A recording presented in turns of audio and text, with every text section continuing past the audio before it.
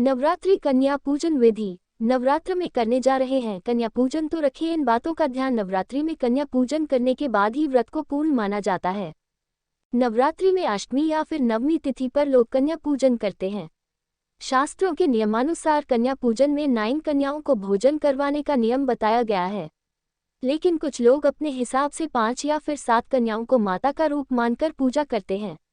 आइए आपको बताते हैं कि नवरात्रि पूजा में किन बातों का ध्यान रखना चाहिए और किन नियमों का पालन करना चाहिए। नवरात्रि में अष्टमी या फिर नवमी को कन्या पूजन करने का विधान है और कन्या पूजन के बाद व्रत का संपूर्ण फल प्राप्त होता है। कन्या पूजन में छोटी छोटी कन्याओं को आदरपूर्वक घर बुलाकर उनकी पूजा की जाती है, उन्हें भोजन करवाया जाता है और उन्हें पकवान खिलाए जाते हैं और यथासंभव दक्षिणा दी जाती है। मान्यता है कि ऐसा करने से मां दुर्गा का आशीर्वाद प्राप्त होता है और उनकी कृपा से आपकी सभी मनोकामनाएं पूर्ण होती हैं। वहीं अगर आप कुछ गलतियां कर देते हैं तो मां दुर्गा नाराज हो जाती हैं। आइए आपको बताते हैं कि कन्या पूजन में किन बातों का ध्यान रखना चाहिए और किन नियमों का पालन करना चाहिए। इस बात का ध्यान रखें कि कन्याओं के घर में आने के बाद उन्हें सीधे भोजन करने के लिए न बैठा दें। पहले उनके पांव अपने हाथ से धोएं और हल्दी, कुमकुम और चावल से टीका करें। उसके बाद उनको पूर्व दिशा की ओर मुख करके साफ आसन पर बैठाना चाहिए। फिर कन्याओं को खीर, पूरी, सब्जी और हलवा चना परोसें। इस बात का ध्यान रखें कि कन्याओं को खाने के लिए जबरदस्ती नहीं करनी चाहिए, वे जितना खा पाएं उन्हें आदरपूर्वक उतना ही खिलाना चाहिए।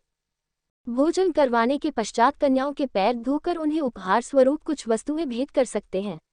इनमें फल, सिक्के, लाल चुनरी, मिठाई, एक कोई बर्तन आप ले सकते हैं। अगर सामर्थ्य न हो तो आप इनमें से कोई एक चीज भी दे सकते हैं।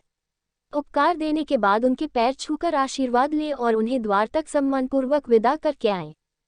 कन्या पूजन करने में कुछ सावधानियां भी रखनी चाहिए।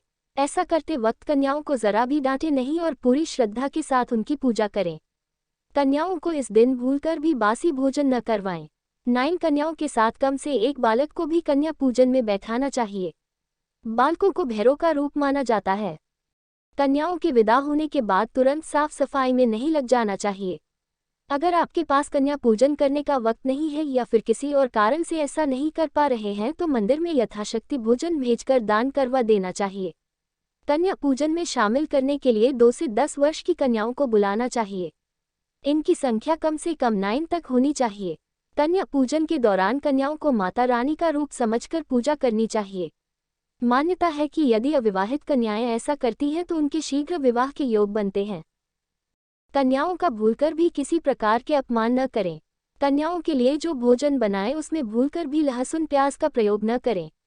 कन्याओं को भोजन करवाने से पहले भोजन को जूठा न करें और को कन्याओं से पहले खाने को दें। कन्या पूजन में कन्याओं के साथ गलती से भी भेदभाव न करें।